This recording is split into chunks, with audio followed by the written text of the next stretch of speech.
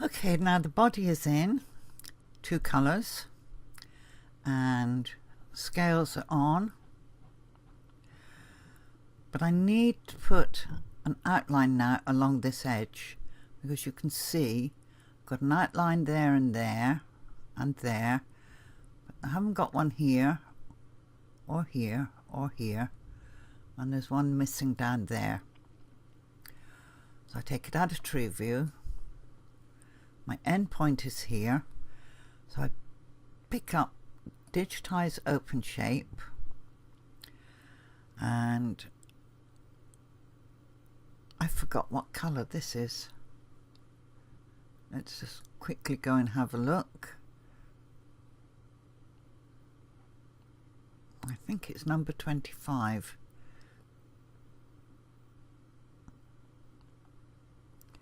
Okay, click off. Right. Digitize open shape.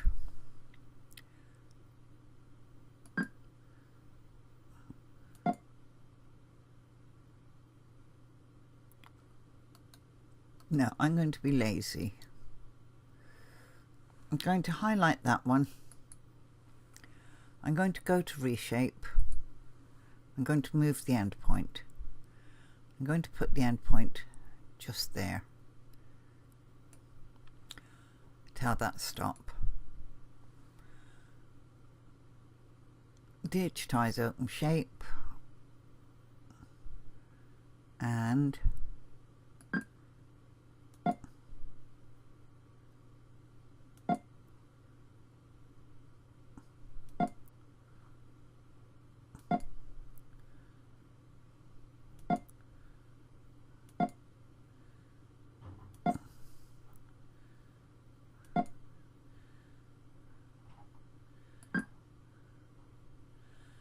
now, I don't use outlines very often.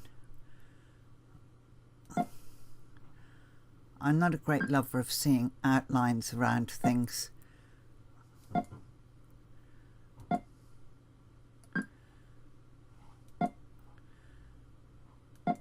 But now and again, we need them.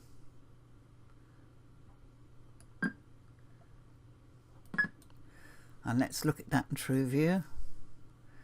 Now I've got an outline along that edge, top, and down this edge. Does it need to be stronger? Well, that all depends on the end user. What strength do you want it to have? So let's just go and highlight it. And we'll look at it as a back stitch. There it is, it's now stronger, and I do quite like the back stitch, so I think I'll leave it at that.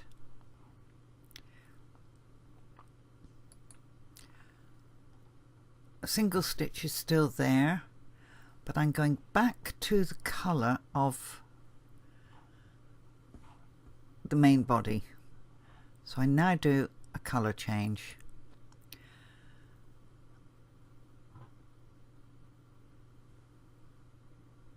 And I'm going to pick up digitize close shape, fill. If I forget to select fill, I get an outline, and I don't want an outline, and I want tatami. My spacing is on 4.3 or 0.43 rather, and I lay my first nodes. I'll come out of true view. Okay.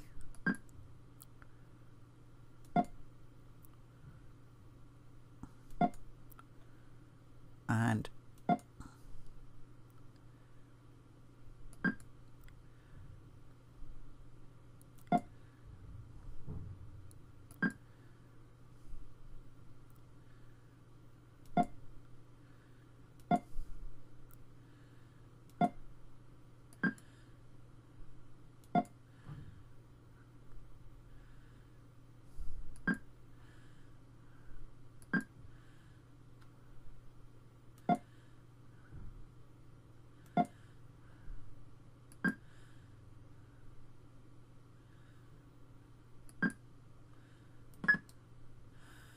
Okay, that's the underbelly. Effects, Florentine. When you've selected it, Florentine, and it's going the wrong way. So I go to reshape and I turn it the right way. I put that end up there, bring that one down. Now you can see the body is travelling that way, and I move my end point to here. I'm not doing the two-tone effect down here. I tell that stop.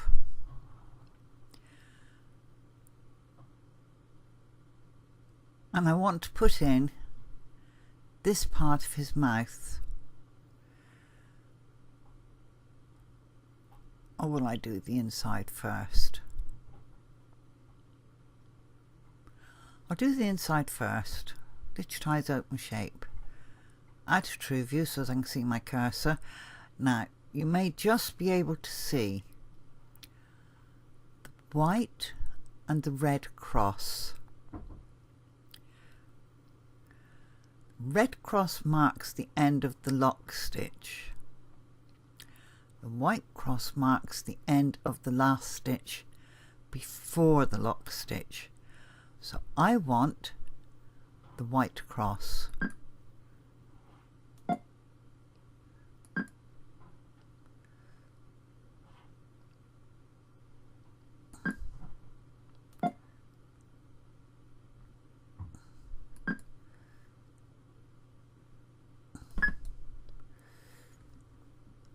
Digitize close shape, fill.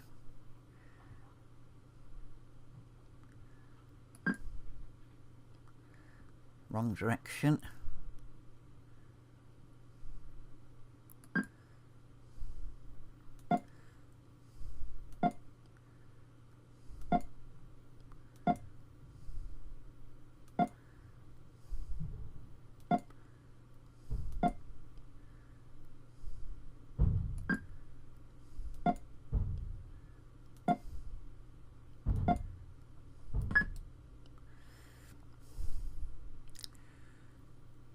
Select, effect, remove.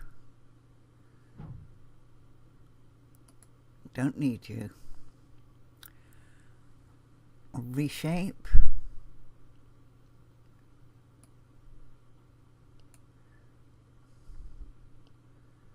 No, I think we'll have it going from there to there.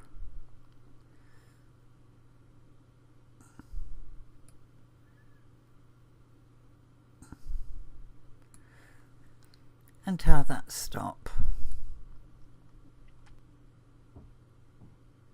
Now,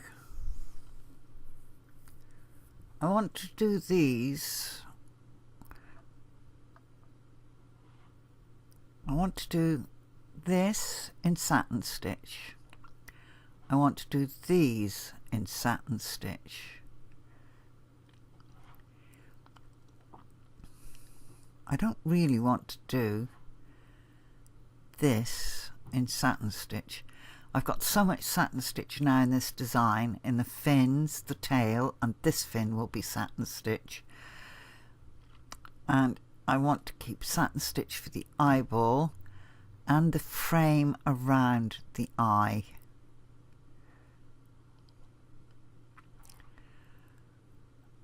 And this will be tatami. So, do I do this in satin stitch and do the rest in tatami?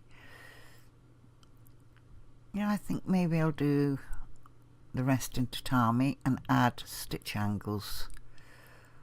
So, digitize close shape, fill, tatami,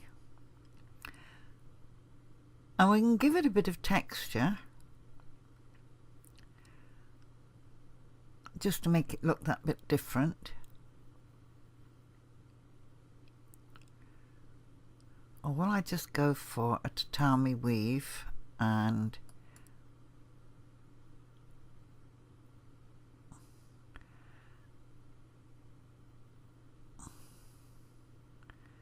maybe something like that.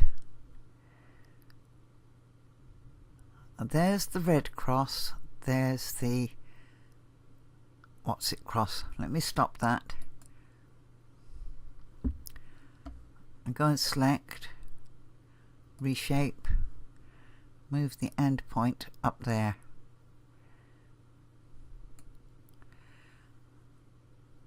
Stop.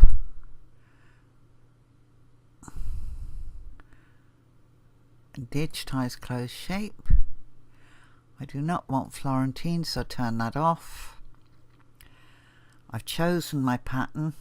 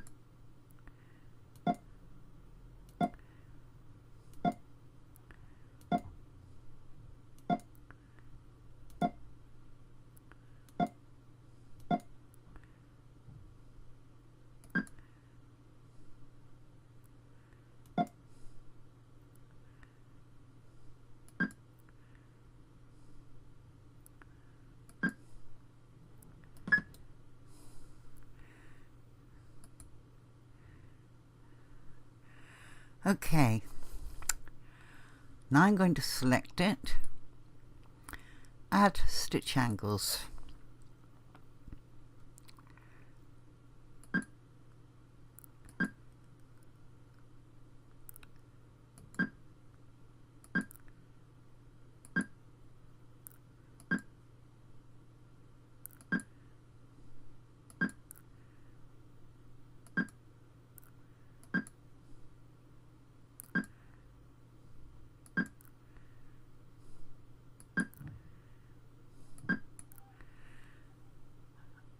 Right.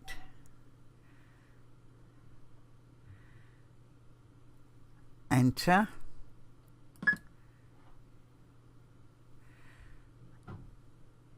Fill.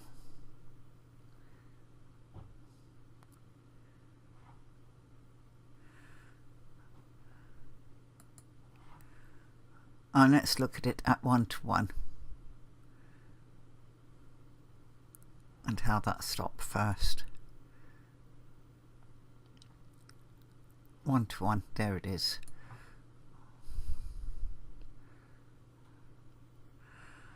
Now, just by giving it the embossed fill, we've now added another texture.